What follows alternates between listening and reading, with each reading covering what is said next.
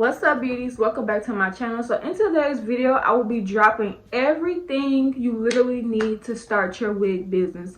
Today, I will be linking everything down that I will be discussing in the description box below, so you don't have to worry about it. And it also will have links to it as well, so that you can have ease and you can just go right and get your stuff so you can start your business today, sis.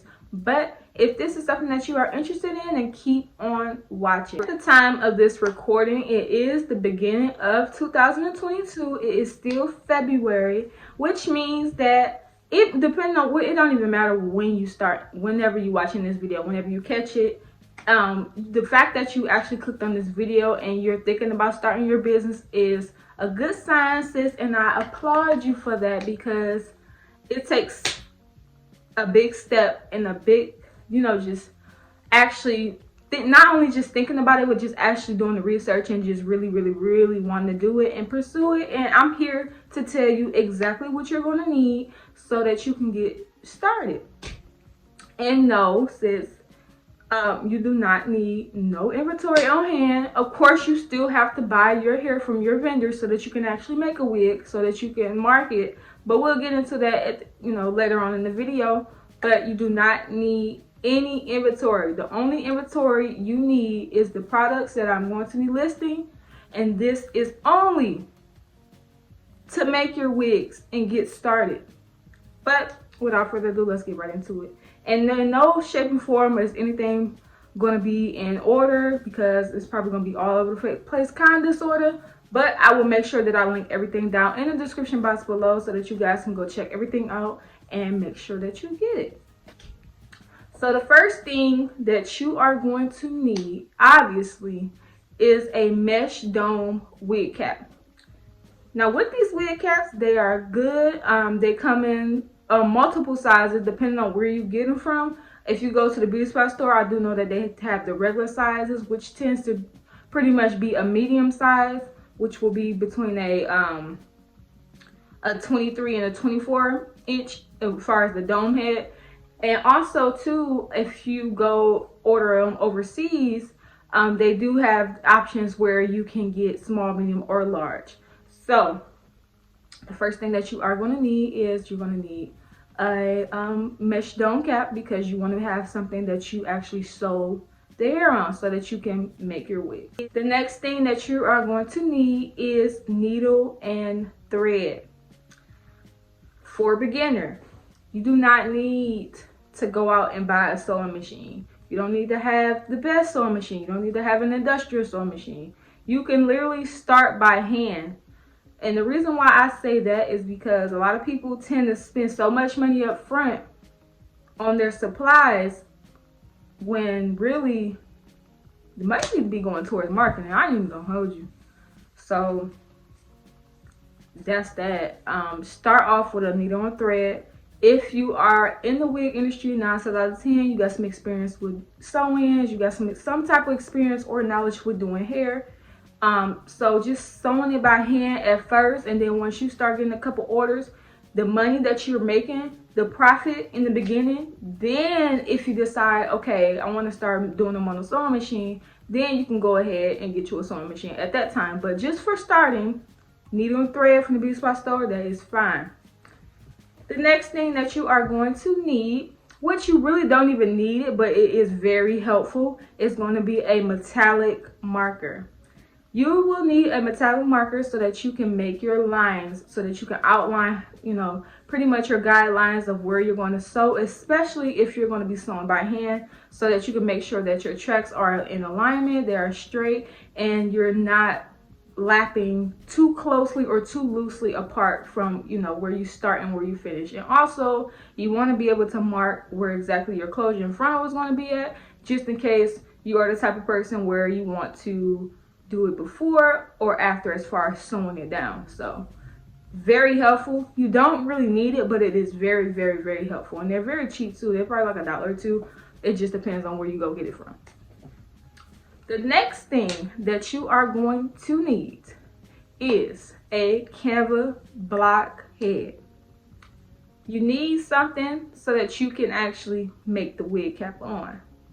I would not recommend putting it on your head or just trying to do it how it is, because you want to be able to have the ability to stretch the cap out, make sure that it is the full capacity and length that you need. And also too, it's just you really need it. You really need it, especially when you start getting orders and people have different head sizes and things like that. The camper head is going to come in handy. So you're going to need a camper head. You're also going to need a tripod. Now, you don't have to go out and get a big long tripod. You can literally get the one that goes on the end of your table. That's the one that I started with. I started with the one that comes on the end of your table. And also on Amazon too, if you order through Amazon, with the link that I linked down below, you pretty much, with the camper head, it does come with like some little starter supplies, and that pretty much that little tripod that go on the end of your table that you just screw on, it come with it. It's included. So you can get that, and it's very convenient.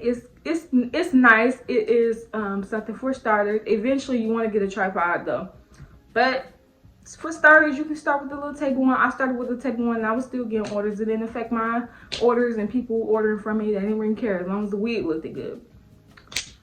The next thing that you are going to need is some T-pins. The reason why you need T-pins is because you want to make sure that you, like I said, you are stretching your cap out, and also you want to make sure that everything is in place and secure. And with them T-pins, it just makes life so much easier. That way you ain't got to be holding stuff while you're trying to sew.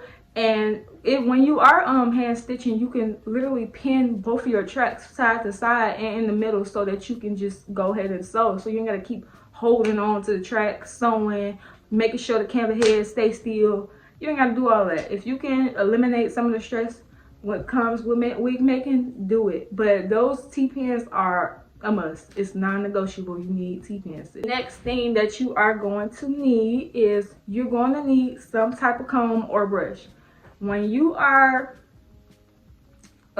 making your wigs, especially when you are like cutting tracks and just, you know, going along your process, at some point you're gonna need to brush and comb the hair, because you need to make sure that there are no strangly hairs. Just, you know what I'm saying, when you cut the hair, obviously some of the track hair is going to get cut as well. You don't want to sell anybody a wig that pretty much has loose hairs on it. So you want to make sure that you're combing throughout the process, and also too, depending on how you're going to style your wigs and things like that, you want to make sure that you have that as well. Next thing that you're going to need, for obvious reasons, is scissors, because you want to be able to cut your tracks. You want to be able to cut the thread. You want to be able to cut, depending on different styles that you want to do. You just need a pair of scissors on hand. The next thing that you are going to need is some tweezers. Don't be selling these wigs looking like caps to people now. Y'all, we want to at least pluck it a little bit in the middle, you know, make a part, or the hairline at least, just to make it look a little bit more natural. Because if somebody coming to you and they want a wig made, 9 times out of 10 they want it to look kind of natural as possible. So you're going to need some tweezers at some points. This, like, unless your vendor is just that bomb. But even with a bomb vendor, you're still going to need some tweezers, because even though they might pluck it, it may not be to your liking, or, you know, to your customers' liking as well. So you want to be able to have some tweezers on hand, just in case you want to, like I said, make some parts. You want to pluck it a little bit to make the hairline a little bit more natural, but you're going to need some tweezers. The next thing that you are going to need is a hot comb. Now this is a gem. The hot comb is going to get you together. The hot comb paired with the wax stick. And I got the plug on the wax stick, since I'll link that down in the description box below to my wax stick. But those two put together, I'm trying to tell you, a wig's gonna come out looking like, girl, it. You need a hot comb and a wax stick, because it's gonna literally take your wigs to the next level. It's hard to explain. I'll insert a clip right here so you guys can see what I'm talking about. But yeah, you need that. Combo, beautiful. Now, the next thing that you are going to need is some form of hot tool, or whatever you're going to be styling with, whether it's a flat iron, curling iron. It's totally up to you, whatever you decide. Usually with your first wig, I tend to, you know, you can make, what I recommend, especially when you're ordering your hair, order straight hair, because you can make multiple hairstyles out of straight hair. You can you know, obviously make straight. Then you could curl it up, you can crimp it, you can, you know, you can do all different types of things to straight hair. It's only so much that you can do with pre-curl hair. I mean, you can do more to it, but who wants to manipulate the natural state that the hair comes in? So it's just best to get straight hair. That's just the recommendation. So that way you can do multiple hairstyles so that you can market different ways and things like that. Just for starters, because like I said, you don't want to keep a whole lot of inventory on hand. You don't want to, don't do that. I did that in the beginning of my career, and I regret that because that was a lot of money that was just wasted and sitting. And half of the things that I already had pre-made, people didn't want. They wanted longer lifts. So, and I'll link some of the hot tools that I do use in the description box below, just so that you guys can kind of have an idea and just, you know, some recommendations of what to use and stuff like that, especially for beginners. The next thing that you are going to need is some type of heat protectant, especially if you are going to be using hot tools. You want to make sure that you have some type of heat protectant. What I use on my wigs so that I can make sure that my when I am applying heat is I use BioSilk. I either use BioSilk or I use coconut oil, and it's from, through OGX or whatever. So I do use that just in case.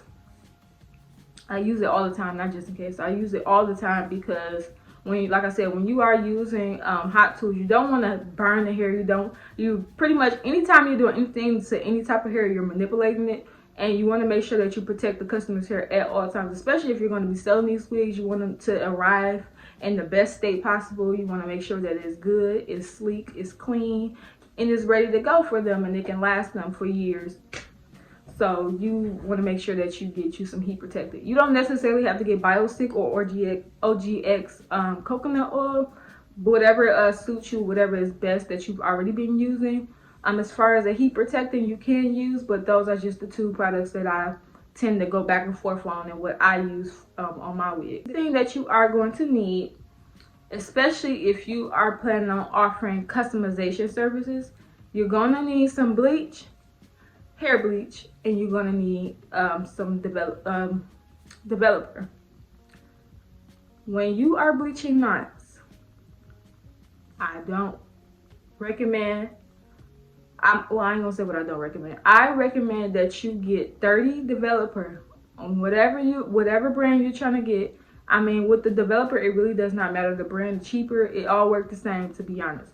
But your bleaching powder, what I recommend, I used to use Quick Blue, but we kind of got a love-hate relationship. So, but the BW2, that bleaching powder is amazing. It is excellent. I love it.